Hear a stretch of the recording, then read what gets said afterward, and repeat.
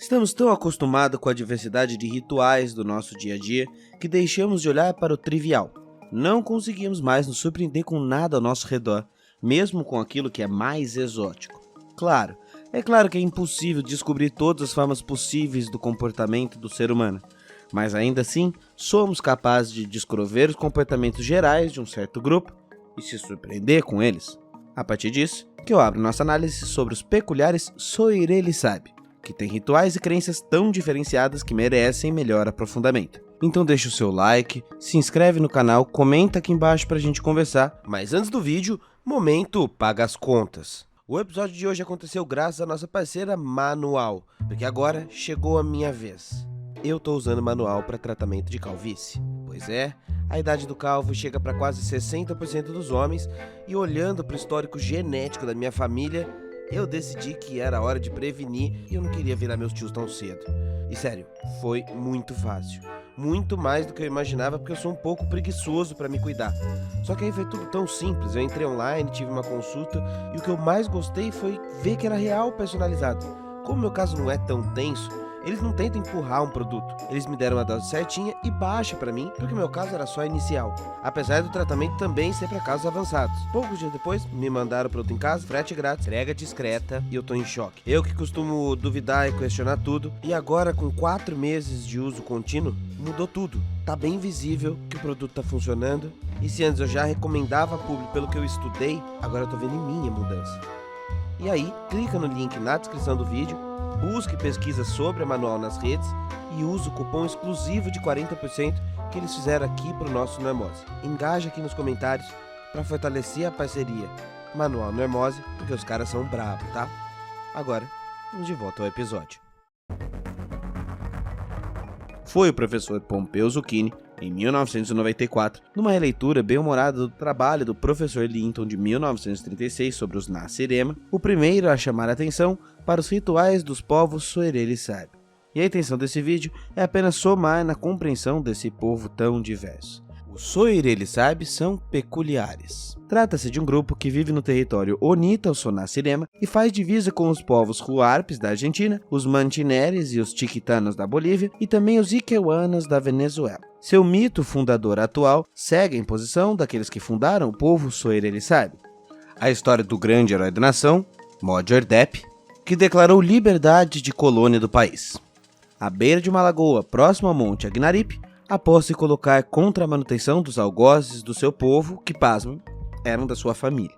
Até hoje, atualmente, comemora-se a data de Mojordep e o povo Soirelisabe concede tributos como agradecimento a seus descendentes direto até hoje, para que esses vivam de ostentar peculiares títulos de nobreza. O fato, porém, é que essa história é muito romantizada. Na realidade, eram os povos Sarnegidne os verdadeiros povos desse terreno. Araueté, Javaé, Caigan, Caiapó, Craró e milhares de outros povos que foram dizimados e perseguidos por aqueles que queriam fundar o Soirelisabe. A história oficial desse povo costuma ignorar que o herói Mojordep vem de uma genealogia escravocrata que dizimou milhares de habitantes daquele terreno e trouxe milhões de outros povos estrangeiros para trabalhar à força nesse país. Mas isso poderia ser uma análise para um outro vídeo. O que interessa aqui é saber que a cultura Soirelisabe foi fundada a partir dessa base sangrenta. E por isso que hoje, se ela funciona a partir de uma economia de mercado igual a do resto do mundo, é na base de muita fé e crença. Os Soirelisabe dedicam muito tempo de suas vidas em atividades econômicas e acreditam ser a nação mais evoluída que já pisou nesses solos. Coitados.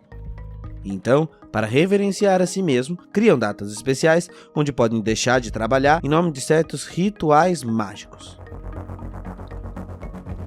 Anualmente, os Soirelisabe comemoram datas ritualísticas importantes. No final do ano, por exemplo, eles comemoram o aniversário de Suzege, que segundo o mito fundador desse povo, é o grande mestre salvador da humanidade. Mesmo vivendo há 2000 anos do outro lado do planeta, todas as famílias Soirelisabe, mesmo aquelas que não creem em Suzege, se reúnem para trocar presentes e um grande banquete, não para o aniversariante, mas entre eles.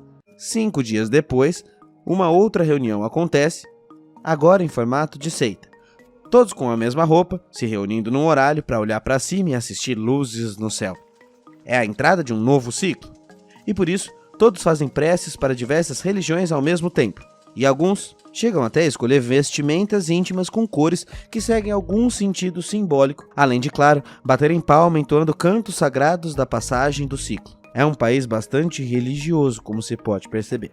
Ao mesmo tempo, alguns meses depois, no início do ano, todos se reúnem nas ruas para comemorar o Despir do Pudor, uma semana onde todos saem para celebrar a vida e os adultos aproveitam para explorar as suas liberdades sexuais tão reprimidas nesse país. No passado, um ritual comum era o parceiro se vestir com as roupas das parceiras e vice-versa. Talvez fruto de tanta repressão no resto do ano?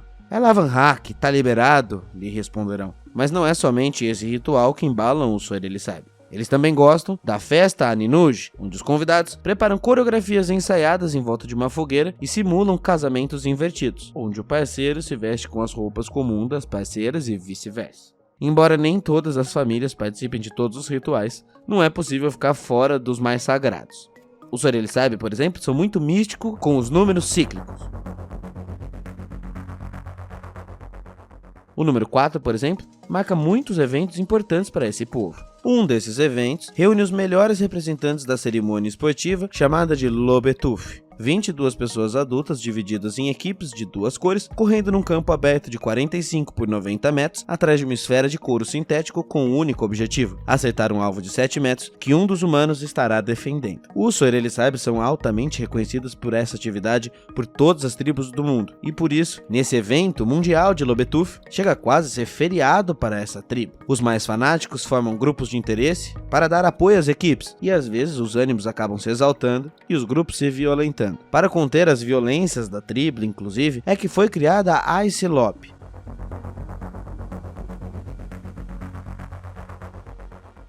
Uma instituição autorizada por todos para controlar a violência, sentando porrada em geral. Não funciona, mas continua assim por muitos séculos, e os Soerelli-Sabes adoram coisas que estão aí há muitos séculos, mesmo elas estando completamente erradas. Outro ritual importante, marcado pelo número 4, são as Seon Koyelis. Para essa cerimônia, todos os cidadãos adultos são convocados para escolherem outros adultos que mandarão em suas vidas, mas que tenham opiniões parecidas com a deles. Após a contagem dessas opiniões, os Soerelli-Sabes decidem o rumo de sua tribo. Aqueles que mais aparecerem na caixa eletrônica são os novos comandantes desse povo. Infelizmente, as coisas não costumam ser boas na liderança do Soerelli-Sabe. Treinados historicamente para servir, a história desse povo é de pouco espaço para a liberdade naquilo que eles chamam de Aikar Comédia.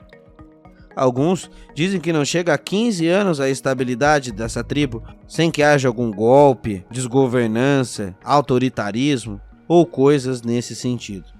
Ainda assim, este é um povo que continua crendo nas instituições e tem, por exemplo, muitos sistemas para a resolução de conflitos.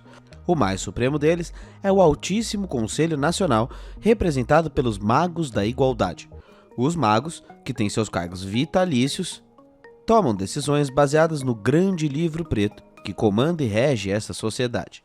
Em suas decisões, os magos se encontram usando capas pretas e debatem numa linguagem própria, um idioma compreendido apenas para os mais versados e ricos da tribo. Leis, regras e condutas sociais estão totalmente distantes do conhecimento do povo.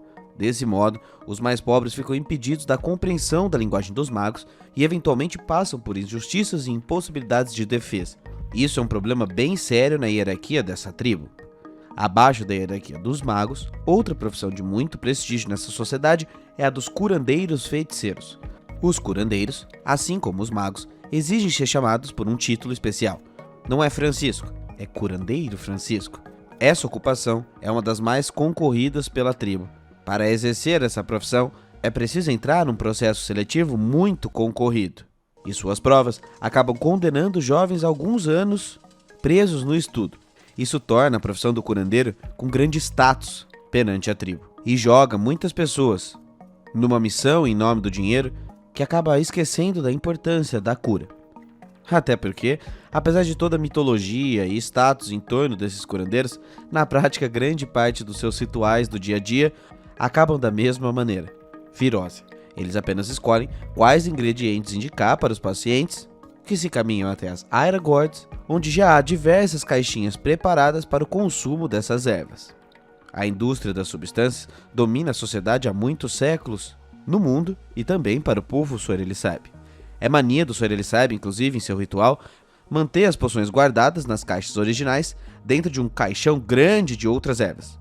Como são supersticiosos e nunca sabem o dia de amanhã, os Sorelli-Sabe guardam por meses essas caixinhas com medo de adoecer novamente. Obviamente, após um tempo eles esquecem aquela caixinha lá até a próxima doença, quando a poção já terá vencido e eles terão que gastar dinheiro novamente. E eu digo isso apenas para reforçar como o Sorelli-Sabe tem fé no seu dia a dia e como a importância do pensamento mágico movem as ações dessa tribo. Talvez seja do poder dessa magia que o povo Sorelli-Sabe, apesar da extrema desigualdade, conquistou um avançado modelo de cura público. Sim, o SIC, o Complexo Integrado de Cura, onde os cidadãos da tribo podem ser atendidos sem custo adicional, pois o SIC é sustentado via tributos desse povo. Apesar de bastante problemático e ainda deficitário, o SIC é referência para todo o planeta. Cirurgias, tratamentos, consultas, poções mágicas, todas são distribuídas pelo SIC. E tribos consideradas mais ricas que os Sorelli-Sabe, como o Sonacerema, ainda não têm esse sistema por lá. Sim, os Sonacerema pagam cada ritual de cura para o seu corpo separadamente. E há quem diga que uma simples estação dentária entre os Sonacerema chega a custar 100 mil dinheiros Sonaceremas, que hoje equivalem 5 vezes ao dinheiro Sorelli-Sabe, ou seja, uma fortuna. Foram essas as tendências que o Dr. Zucchini se atentou quando foi catalogar os Sorelli-Sabes perante ao resto do mundo. Uma sociedade de extrema contradição, conservadora e de festa ao mesmo tempo, elitizada e do povo no mesmo local, extremamente preconceituosa ao mesmo tempo que jura de goela para fora ser cordial e receptivo com todos. Suas mazelas são escondidas para debaixo do tapete. Os preconceitos aparecem apenas de forma velada. Os Sorelli-Sabe são um povo extremamente diverso. Porque foram colonizados e massacrados por séculos, é uma das tribos mais misturadas do mundo. Os colonizadores lagotrópicos, junto de outros povos do mundo que exploraram essa região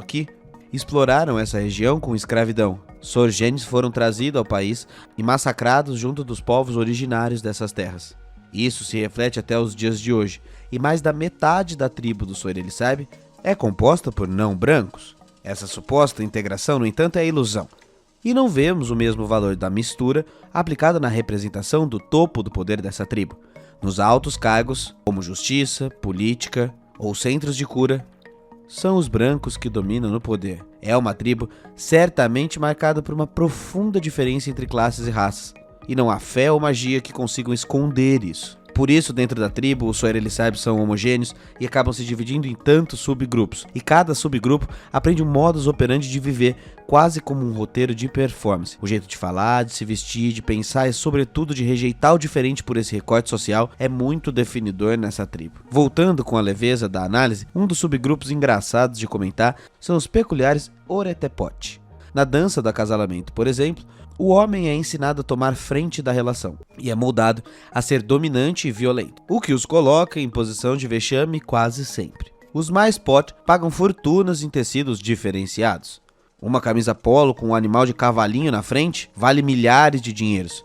Se ela tiver um jacaré, então, indica poder. Já esse curioso calçado, que mistura tênis com sapato, promete ser uma mistura de despojado com empreendedor, o que aumenta a autoestima do pote. Tudo invenção. Isso é um combinado não dito da tribo e porque todo mundo acredita, funciona. Mas o importante é a crença e fazer com que os outros acreditem na sua crença. Com o look pronto, é a hora de repetir os mantras do jogo da sedução, o famoso Osevax. Calma, cara e cara ouvinte, sei que é bastante patético olhar isso de fora, mas isso é porque ainda nem entramos nesse ritual aqui, o tal do ritual da revelação do ciclo, que já nos trouxe coisas patéticas como essas aqui.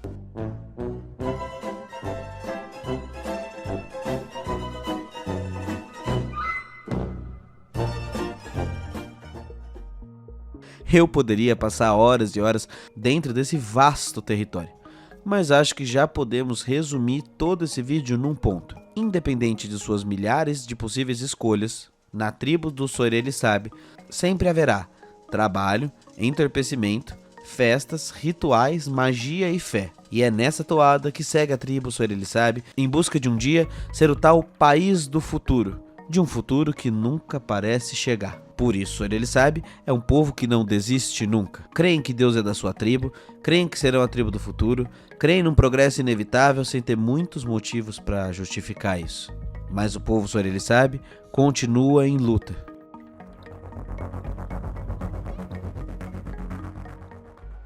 Esse vídeo, é claro, é uma paródia de um exercício clássico dos cursos de antropologia. O ritual sobre os corpos do Nascirema nos traz a potência de olhar de fora dos nossos próprios cotidianos. E é isso que eu tentei fazer aqui. Nos levamos muito a sério, achamos que somos o topo do mundo, mas esquecemos de olhar para o espelho. O que somos nós vistos de fora? Como somos nós sem nos romantizar? Você já tinha feito esse exercício na sua vida? Conta para mim nos comentários. No texto original de Horace Mann, o antropólogo encerra sua reflexão citando o texto de Malinowski, abre aspas, olhando de longe e de cima de nossos altos postos de segurança na civilização desenvolvida, é fácil perceber toda a crueza e relevância da magia, mas sem seu poder de orientação, o homem primitivo não poderia ter dominado, como fez, suas dificuldades práticas, nem poderia ter avançado seus estágios mais altos de civilização. Esse texto é poderoso e vale conferi-lo nas fontes da descrição. Então esse é o exercício que eu proponho como prática de ação. Tentar olhar sempre de fora, praticando desromantização, autocrítica e humildade. Para olhar de fora, de colocar o pé no chão e de entender que não, você não é o ponto mais alto da civilização. É preciso exercer a alteridade. Se a gente quiser melhorar a nossa sociedade, a única saída é a coletividade. Se você acha que esse vídeo merece a assinatura do projeto do Catarse, que mantém esse canal existindo, ou fazer um Pix, eu agradeço muito. Você já sabe que eu leio todos os comentários e respondo a maioria deles, então eu te encontro aqui embaixo, compartilhe esse vídeo com um amigo, assiste as playlists que estão passando por aqui. É nóis, até já já e falou!